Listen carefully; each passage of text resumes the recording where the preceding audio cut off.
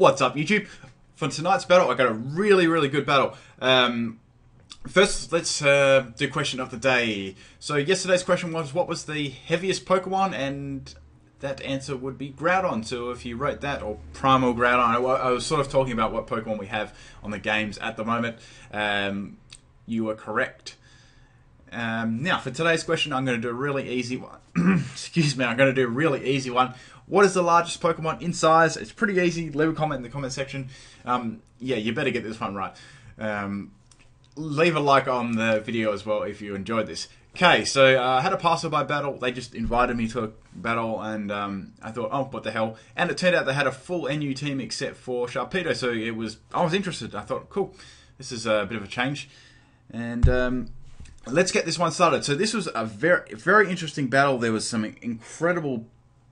Actually, I won't say it till I'll just narrate it, and I'll talk a little bit more in depth after. Okay, so Grumpig lead. Now, I found this very strange right off the bat. Why would you lead with Grumpig? And I thought, well, I think it might be a screener. So I went for knockoff instead of U-turn there, and I get off the light clay, which is really good. The only reason I sort of known that because I've actually used Grumpig a lot myself, and it's definitely viable with screens. Of course, and I sort of just took a punt there, and it was super effective with knockoff. What the hell? And it sort of paid off. Anyway, so I thought Knuckles would be a good swap in here, and that's going to set up light screen, like I sort of thought, a double screener. But then again, they're only going to last 5 turns, which actually isn't a lot in a Wi-Fi battle. So that was really good. That first turn made a good difference to this battle. So I set up the Sandstorm anyway. I thought Mismagius may come in there, expecting the Earthquake with Levitate, so I wanted to get my speed up anyway, regardless of that fact. Plus I could get some Sandstorm damage up as well. So I went straight for the Stone Edge here. Even though Reflects up, I knew I'd get some decent damage off, at least with Sandstorm combined. Mismagius is going to go for a Shadow Ball there. It nearly takes me out. I knew that I wouldn't get one-shotted, and I knew that my Leechy Berry would be activated, so that was really good for me, getting a +1 there.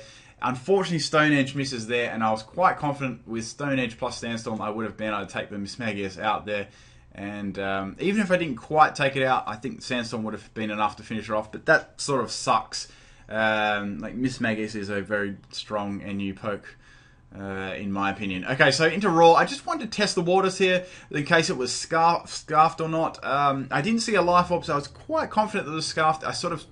because if it had Hidden Power Fighting, it would have stayed in and used it. I went for Flame Charge there to get a boost in my speed, because I'm running a physical Pyro, which is obviously a lot different than most people just running the special one.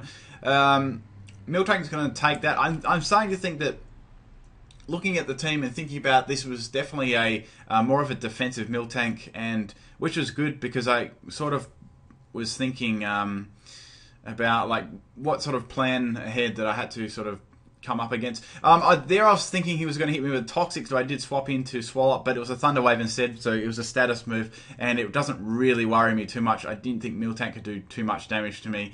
I think it's just more of a bulky Cleric with Heal Bell, Heal Bell, Body Slam, Milk Drink, Thunder Wave, something like that. I was thinking those sort of moves. Anyway, out comes Grumpy again. I just went straight for a Gunk Shot, but I get Parahax there, which sucks. So unfortunately, I didn't get some incoming damage, which made a big difference there. So I'm at just over half health. I do get the Gunk Shot off, which is great, and I hit quite hard there, which is good. I get the Poison, which is a very good chance being a Poison type, and with Gunk Shot. So here I thought, well, considering he's going to go down to Poison in the next turn or so, I may as well just get a rest off. I know that he's going to try and set up both screens again, but I thought it'd be more viable for me to get all my health back and not be paralyzed, and make Swalot even more useful in this battle for the later stages of the game. Okay, so one more turn of Toxic before the Grumpig goes here. So as I sort of thought, he'd set both screens up and sort of die, making it easier for his team to bring any of the sweepers sort of in. I go for the Sleep Talk here. I was hoping to get a Power Up Punch, but I didn't. It fails, but whatever. The Toxic actually takes it out anyway, so it wasn't too bad there for me. Anyway, so that was good getting rid of that thing. It couldn't set up any more screens, and I believe it was a special defense wall as well. Okay, out comes Sharpedo. I really wasn't expecting to verse this guy. in a new battle. It's not really designed for that, but what the hell, it happened anyway, and I was sort of getting ready for it. I was going to hit him with a gunk shot there, or even a power-up punch with Sleep Talk. There's a good chance that I would have hit him with both moves, but I get flinch, which really sucks. So another streak of bad luck there on my side. Now, the luck sort of shifts in this battle. It was incredible. So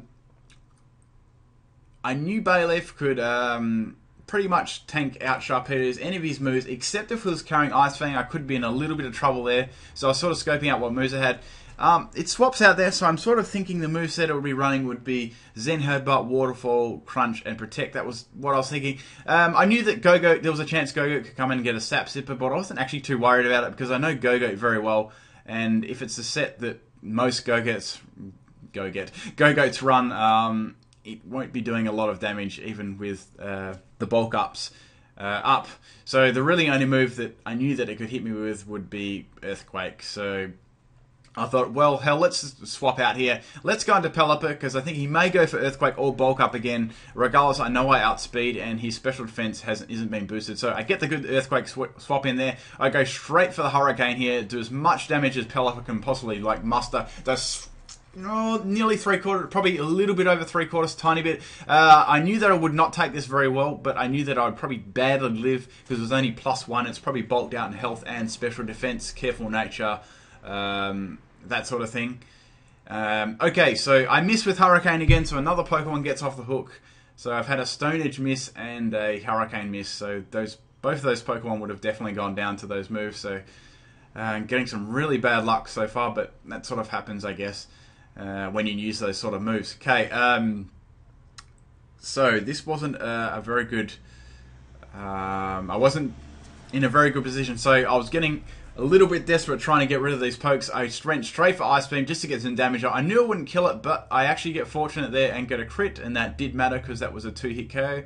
But I'd say that would have made up for the Hurricane miss, which would have definitely taken it out. Okay, so out comes Mismagius again. I know that Thunderbolt's coming my way. I know that it's Scarf by now. I know pretty much exactly what set that it's running. So I go into Bayleef here to take the obvious Thunderbolt, and my typing is going to not do too much damage to me. Now, I was very close here going for the Body Slam because I knew Typhlosion would come in, but I thought, no, I'm going to do the double switch and go into Pyroar, and I want to try and force him to go for Focus Blast, and then I'm going to try and bring my Goropus back in. So he does miss with Focus Blast, which was good. I get the return off. Now, even here, I was prepared, even if it did actually take my Pyro, I would be in a good position to set up Shell Smash on my Goropus, but it misses again. So we're both missing with the low sort of accuracy moves, or a little bit lower accuracy moves, I guess. I get a Moxie there, but it's sort of a little bit in vain because I know that Mismagius can sort of come in and use, if it had hidden power fighting, which I thought it may have. I stayed in anyway in case it predicted that and went for a Shadow Ball on Bayleef, but it didn't, so I had to sort of take the hit there, but it was alright getting rid of that. Now, so straight into Swallow here. I knew that I'd sort of force a switch here, and I went for, I believe I went for a rest here to get my health back because I wasn't in very good shape again, and Swallow's very good on my team for tanking all the bulky special hits, and he's really good at dishing some nice damage out, and a poison here and there with a Gunk Shot. Okay, so Miltank was a little bit of a worry as well, but I was still under the impression that it was a bulky Miltank in defense, and that Go-Goat and that Grumpig were his special defense sort of tanks on this team. I was sort of thinking that way, judging by how the team sort of made and the damage I did with my Pyro earlier on. That sort of thing. So unfortunately I get Sleep Talk Rest, which sucks because I could have got some nice solid damage there on Mismagius. I get hit by Shadow Ball, so I'm not getting the luckiest with my Sleep Talks this battle. So I go for another Sleep Talk and I get Gunk Shot, which is good. I knew this wouldn't take it out, but I knew I'd get some nice solid damage on it. So one more would take the Mismagius out. I was good, I was ready, I was in nice health here. I was thinking, this is great, I know I can take another Shadow Ball here quite easily, unless it wasn't a crit, of course.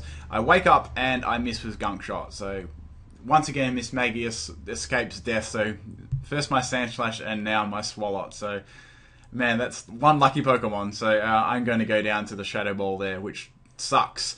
I would have been in a good position there. Okay, so I know that it's locked into Shadow Ball. I know that I can take it really, really, like, terribly. And that was sort of what I was hoping for, just to hang on. And I did with 19 health. This was my only real opportunity here. White Herb also gets burned by the special defense drop. Okay, so I get the Shell Smash up here. This was my only real chance to do it because I couldn't do it against... I couldn't really do it before until this sort of moment, until it was locked into a move other than like Thunderbolt. So I went to Surf there and takes it out there. Critical hit didn't even matter there. Even if I didn't have a Shell Smash up, it wouldn't have mattered. Would have taken it out. So unnecessary crit there. So out comes the Miltank. I'm thinking this one's going to be really close because I just feel this Miltank was bulky in defense. I do get a crit there, which I'm not sure if that mattered or not. I'm not really sure what EVs they were running on it, but just judging by the team, I'm pretty sure that was a defensive wall Miltank. Okay, anyway, so the Sharpedo is going to try and go for a Protect speed boost to like outspeed my Gorebyss. I've still got Bayleaf left, so I was in a good position to try and beat that, but his second Protect does fail, and I do take him out with... the Hidden Power Grass. I almost went for a Shell Smash there on the first turn, but I thought he might actually predict that. So, so many predictions this battle, and there were some crazy hacks on both sides too. Like so many misses. I think I had more misses, but I got a couple more. Like I got one crit that definitely mattered on Go-Go. That most certainly mattered. It was a 2-hit KO for sure. Like I said, I wasn't really sure about the Miltank. I just felt it was definitely running more defensive than special defensive, and the Grumpig was special defensive as well as the Go-Go being special defensive. So it makes sense that the Miltank would have been a defensive wall, and yeah, that's sort of what I felt. But I hope you guys enjoyed this battle. It's like it could have gone either way. It was just crazy. The battle just turned the tide every single few turns. It was really interesting. I hope you guys enjoyed watching this as well. And if you like this, please leave a like on the video. And thanks to that guy who I battled. If you do ever see this video, yeah, thanks for the game. And yep, I think that's everything. So as always, guys, thanks you for taking the time out of your day watching my videos. Peace out.